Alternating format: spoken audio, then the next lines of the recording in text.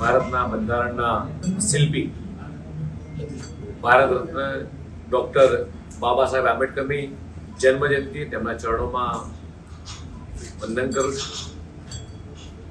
આદરણીય પ્રધાનમંત્રી માન્ય નરેન્દ્ર મોદીજી તાજેતરમાં જ નારી વંદના અધિનિયમ અંગે જે મહત્વપૂર્ણ સંદેશ આપ્યો છે. માન્ય પ્રધાનમંત્રીના નેતૃત્વમાં વર્ષ 2023માં સંસદ અને બંને ગૃહોએ નારી શક્તિ વંદન અધિનિયમ પસાર કરીને દેશની લોકશાહીના ઇતિહાસમાં સુવર્ણ અને ક્રાંતિકારી કદમ એ ઉઠાવ્યું છે. દેશની નારી શક્તિ પ્રત્યેની આપણી સામૂહિક પ્રતિબદ્ધતાને તેમણે વિશ્વ સમક્ષ ઉજાગર કરી છે. આપણે સૌ મિત્રો જાણીએ છીએ કે આ અધિનિયમ અંતર્ગત લોકસભા અને રાજ્યોની વિધાનસભાઓમાં મહિલાઓ માટે 33% એટલે કે 1/3 બેઠકો અનામત રાખવાની ઐતિહાસિક જોગવાઈ કરવામાં આવી છે. આ માત્ર એક આંકડાકીય અનામત નથી, પરંતુ મહિલાઓને લોકસભા વિધાનસભાઓની અંદર યોગ્ય પ્રતિનિધિત્વ મળી રહે, તેમણે રાષ્ટ્રીય નીતિ નિર્ધારણમાં સીધી અને સક્રિય ભાગીદારી આપવાનો એક મજબૂત પાયો કેન્દ્ર સરકારે મિત્રો નાખ્યો છે. આગામી 16 એપ્રિલે 2026 થી દેશની સંસદમાં એક વિશેષ ચર્ચાઓ એ યોજવામાં જઈ રહી છે. ભારતની લોકશાહીને વધુ સંતુલિત અને સર્વસમાવેશી બનાવવા માટે આ બેઠક ખૂબ મહત્વની એ રહેવાની છે.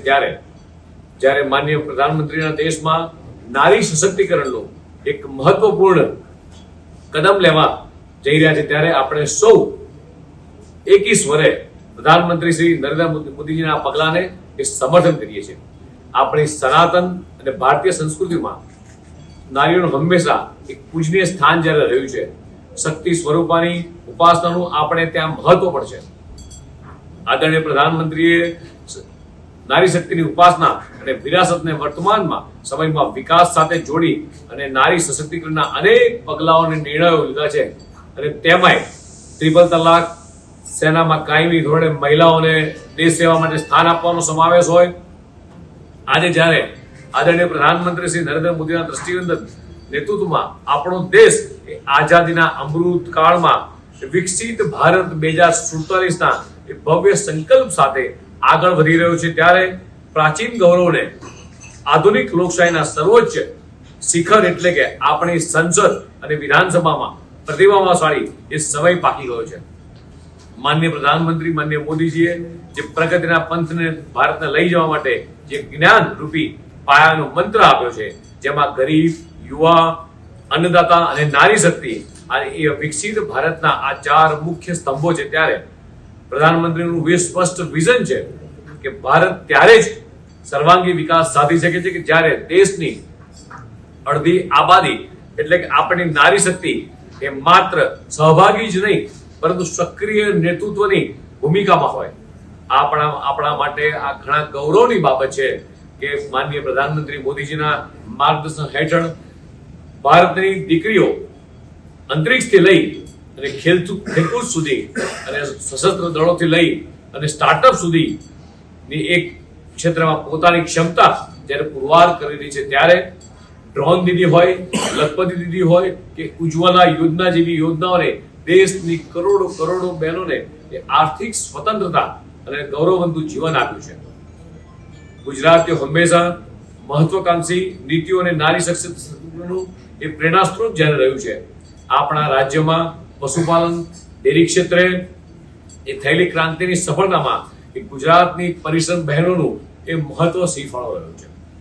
આજે ગુજરાતમાં સખી મંડળ હોય અને મુદ્દા યોજના હોય, આ માધ્યમથી લાખો બહેનો આર્થિક રીતે આત્મનિર્ભર બની અને માઇક્રો એન્ટરપ્રિન્યોર તરીકે જ્યારે બહેનો સૌથી વધુ ઉપસી આવી છે, ત્યારે મહિલા સુરક્ષા માટે આપણે અભયમ 181 હોય, હેલ્પલાઇન જેવી વિવિધ યોજનાઓ દ્વારા માતાઓ, બહેનો, દીકરીઓને સુરક્ષિત વાતાવરણ એ પૂરું પાડ્યું છે. શિક્ષણ ક્ષેત્રે નમો લક્ષ્મી અને વિજ્ઞાન પ્રવાહની દીકરીઓ માટે નમો સરસ્વતી જેવી નવતર યોજનાઓ એ આપણે ભવિષ્યની મહિલાના લીડર્સને મિત્રો તૈયાર કરી રહ્યા છીએ. ગુજરાતની નારી આજે આર્થિક અને સામાજિક રીતે સશક્ત બની અને રાજ્યના વિકાસમાં પોતાનું અમૂલ્ય યોગદાન જ્યારે આપી રહી છે. નારી શક્તિ વંદન અધિનિયમ એ માત્ર મહિલા અનામતનો કાયદો નથી, પરંતુ એ ભારતના રાજકીય ફલકની એક ક્રાંતિ લાવનાર ઐતિહાસિક દસ્તાવેજ છે. જ્યારે મહિલાઓ નીતિ નિર્ધારિત અને પ્રક્રિયામાં નિર્ણાયક ભૂમિકા ભજવશે ત્યારે જ આ શાસન વધુ સંવેદનશીલતા પારદર્શિતા સાથે સંતુલનમાં આવશે. આ દેશની નારી શક્તિ માટેની સિદ્ધિની વાત છે ત્યારે 140 કરોડ ભારતીયો માટે આ ગૌરવની એક સિદ્ધિ પણ છે અને એક ક્ષણ પણ છે. 2023માં તમામ પક્ષો દ્વારા સાંસદના નારી શક્તિ વંદન અધિનિયમ કાયદાને સમર્થન આપવા માટે સંસદમાં જ્યારે ભેગા થયા હતા ત્યારે એક અસ્મરણીય ક્ષણ હતી. તેવી જ રીતે 16મી એપ્રિલથી યોજાનારા સંસદના આ વિશેષ સત્રની અંદર દેશની એકતા જોવા મળશે એવો સૌને મિત્રો વિશ્વાસ છે. આપણા લોકશાહીની મહાન પરંપરા વધુ એક ઐતિહાસિક પરિવર્તનની આ ક્ષણના આપણે સૌ મિત્રો એ સાક્ષી બનવા અને અવસર બનવા જ્યારે બધા આગળ વધીએ છીએ ત્યારે આ અવસરને આપણે સૌ વધાવી લઈએ. આપણે સૌ વિવિધ માધ્યમો દ્વારા, સોશિયલ મીડિયાનું માધ્યમ હોય, ઇલેક્ટ્રોનિક્સ મીડિયા હોય, પ્રિન્ટ મીડિયાના માધ્યમથી આ સહમતિ વ્યક્ત કરીએ એવી અપેક્ષા સાથે છેલ્લા 30 વર્ષથી ભારતીય જનતા પાર્ટીની વિકાસ કરતી સરકાર એ ગુજરાતની અંદર કામ કરી રહી છે. અને આપ સૌ જોઈ રહ્યા છો કે છેલ્લા 30 વર્ષથી જે રીતે ગુજરાતની જનતાનું સમર્થન મળી રહ્યું છે, લોકો પણ ઈચ્છી રહ્યા છે કે વિકાસની રાજનીતિનો સ્વીકાર થાય. દેશના યશસ્વી પ્રધાનમંત્રી માનનીય મોદી સાહેબ ગુજરાતના મુખ્યમંત્રી હતા ત્યારથી જ્ઞાતિવાદ, પ્રાંતવાદ, જાતવાદની રાજનીતિને મુક્તિ આપી અને વિકાસની રાજનીતિને વેગ આપ્યો છે. ત્યારે માત્ર ગુજરાત નહીં, સમગ્ર દેશની 140 કરોડ જનતા આ વિકાસની રાજનીતિને પસંદ કરી રહી છે. આપ જે રીતે જોઈ રહ્યા છો એ રીતે સમગ્ર ગુજરાતની અંદર વિકાસની રાજનીતિને પ્રાધાન્ય આપવામાં આવી રહ્યું છે. અને આ જે જોઈ અને અન્ય પક્ષના લોકોને એ પોતે પોતાના પક્ષની અંદર એ ધૂંધળું ભવિષ્ય જોઈ રહ્યા છે.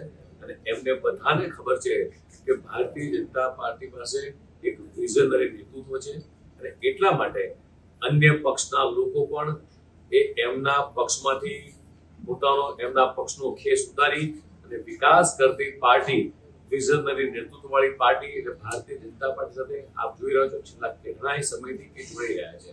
અને એટલા માટે જ આજે રાજ્યની અંદર ચૂંટણી પંચ ઓફિશિયલી આંકડો ડિક્લેર કરશે 300 કરતા પણ વધારે સીટો પર એ બિનહરીફ થવાના આપ બધા જોઈ રહ્યા છો બિનહરીફ થયા છીએ. ઘણી જગ્યાએ ટેકનિકલ બાબતોના કારણે કદાચ ફોર્મ રદ થયા હશે, ક્યાંય કોઈ પણ જગ્યાએ કોઈનું ઇન્ટરફેસ હોતું નથી આની અંદર. કેટલાક વિવાદિત નિવેદનોની ચર્ચા છે.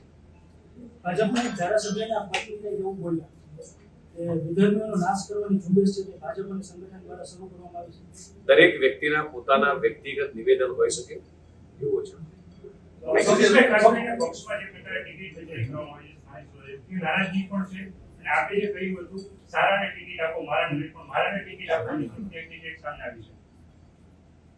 ખૂબ પારદર્શક રીતે ચૂંટણી સમિતિ આ નક્કી કરતી હોય છે. આખા રાજ્યની અંદર ચૂંટણી સમિતિ દ્વારા નિરીક્ષકો મૂકવામાં આવતા હોય છે. ત્યારબાદ જિલ્લા અધ્યક્ષ પોતે જ આખી સંકલન બોલાવતા હોય છે. દરેક નિરીક્ષકોને દરેક ઉમેદવાર પોતે પોતાનું પરિચય પત્ર આપતા હોય છે. ત્યારબાદ જિલ્લાની અંદર સંકલન થતું હોય છે. ધારાસભ્ય, સંસદ સભ્યથી માંડીને બધા જ લોકો સંકલન કરતા હોય છે. અને ત્યારબાદ એ લોકો જ નીચેની જિલ્લામાંથી એ પેનલ બનાવી અને લેતા આવતા હોય છે.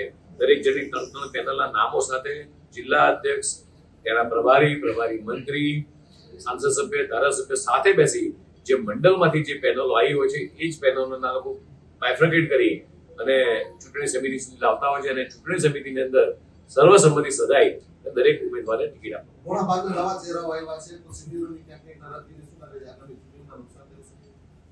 ભારતીય જનતા પાર્ટી એક ખૂબ બહોળો પરિવાર છે અને પરિવર્તન સંસારનો નિયમ છે. દરેક જગ્યાએ પરિવર્તન થતું આવ્યું હોય છે અને પરિવર્તન સાથે સાથે નવા લોકોને પણ તક આપતા હોય છે. જેમ આપણે કહીએ છીએ કે ભારત યુવાનોનો દેશ છે બરોબર છે. એ રીતે જે રીતે મહિલાઓને તક મળી છે એમ દરેક જગ્યાએ અલગ અલગ લોકોને તક આપવાનો પ્રયાસ ભારતીય જનતા પાર્ટી